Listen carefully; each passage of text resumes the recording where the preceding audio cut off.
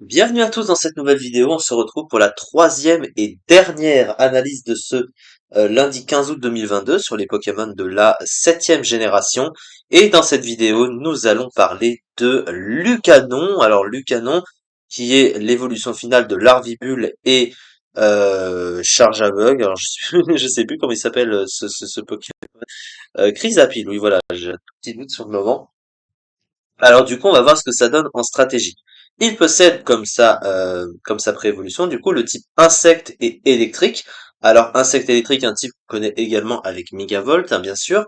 Mais du coup, on va voir ce que ça donne. Alors défensivement, c'est contrasté, hein, puisque d'un côté, tu as quand même quatre résistances, hein, au type électrique, combat, plante et acier, pour seulement deux faiblesses, même si ces deux faiblesses restent gênantes, hein. Une faiblesse feu, c'est gênant. Une faiblesse roche, c'est gênant. La faiblesse au piège de roc, ce qui veut dire que tu vas souvent le jouer avec les grosses bottes.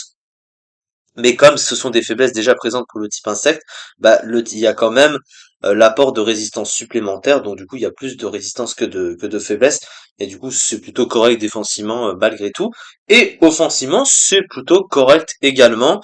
L'apport du type électrique, un stab neutre sur le type acier, va aider le type insecte, qui est un mauvais type offensif, hein, de base je le rappelle, et du coup vous voyez que c'est plutôt correct. Il n'y a pas beaucoup de Pokémon hein, qui résistent, hein. 54, c'est pas énorme, et 408 Pokémon sur lesquels il est super efficace, donc on peut dire que c'est un double type assez correct. Ensuite, et bah du coup avec l'apport de lévitation, du coup en talent ça lui donne une immunité sol également, donc ce qui rajoute du coup une immunité à son combo de résistance, donc voilà, c'est vraiment très sympa défensivement.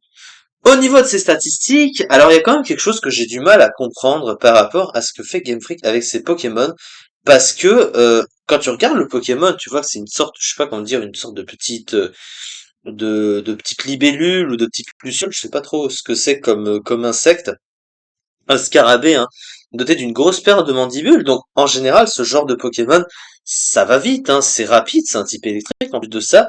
Mais curieusement, ils lui ont foutu 43 de vitesse. Alors, j'ai jamais compris pourquoi il était rendu très lent, ce Pokémon, hein. C'est encore aujourd'hui une question spéciale, hein, assez bizarre que je me pose.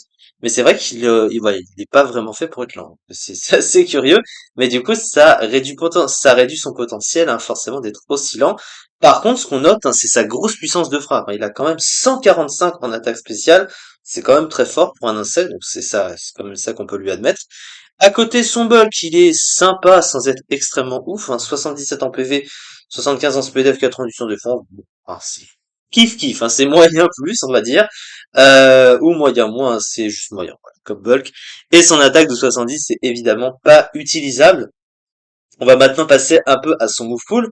Alors, qu'est-ce qu'il possède globalement? Alors, sur le plan offensif, il a au niveau des stabs Bourdon pour le type insecte et ses attaques électriques classiques, Fatal Foot, Tonnerre ou même Change Éclair, bien sûr.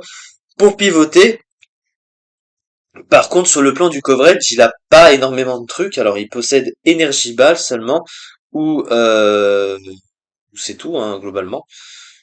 Mais il a pas d'autres moves de coverage à côté. Tu la tires debout si tu veux. Là, par Energy Ball, il a pas il a lame d'air, ouais. Bon, non, il a presque pas de move de coverage, hein, clairement. Et du coup, c'est un petit peu limité. Il a pas non plus de capacité de setup utile. C'est la seule qu'il a, c'est hâte, alors qu'il booste quand même la vitesse. Mais il a rien pour booster ses dégâts. Alors, c'est vrai qu'ils sont déjà forts naturellement, mais un boost de setup, c'est toujours apprécié. Il possède néanmoins l'accès à atterrissage, donc il a un move de soin. Il a accès également à la Sticky Web, donc il peut poser la toile vivante qui baisse la vitesse des Pokémon de l'adversaire mis sur le terrain qui touche le sol, donc ça c'est plutôt correct. Et après des trucs assez classiques, cage éclair, toxique. Donc il a pas un move pool extrêmement large sur le plan du soutien, ni offensivement. C'est un Pokémon qui est assez prévisible quand même. Après, on peut toujours garder en mémoire le fait qu'il tape fort quand même ce Pokémon, mais il manque quand même d'options et il est trop facile à prédire sur le terrain et sa vitesse quand même, hein, c'est vraiment affreux. Et puis en plus, sa faiblesse au piège de roc, hein, des sectes qui vont souvent jouer les grosses bottes, tu peux pas vraiment lui jouer autre chose parce qu'en plus comme il est très lent, même s'il fait des allers-retours sur le terrain, il va prendre des dégâts en revenant et il va se faire, bah, comme il est très lent, souvent taper après l'adversaire et vite se faire affaiblir. Bref, avec son bulk qui est pas non plus excellent à côté. Donc voilà, il y a des choses qui le rend un petit peu trop mauvais à côté, donc c'est un petit peu dommage parce qu'il bah, C'est vrai que je sais pas pourquoi ce Pokémon est très lent. Faut m'expliquer un petit peu. Alors c'est vrai qu'il y a la toile gluante quand même, mais voilà, il aurait dû être rapide.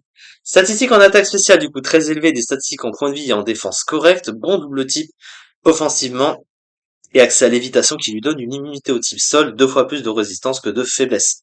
Une vitesse catastrophique couplée à une faiblesse au piège de roc, nous obligeant à l'équiper des grosses bottes la plupart du temps. Ce Pokémon, du coup, se classe en PU seulement à la 78e place du classement, avec un peu plus de 1%, 1,82-83. C'est trop bas, malheureusement, il ne décolle pas suffisamment, ce cher petit.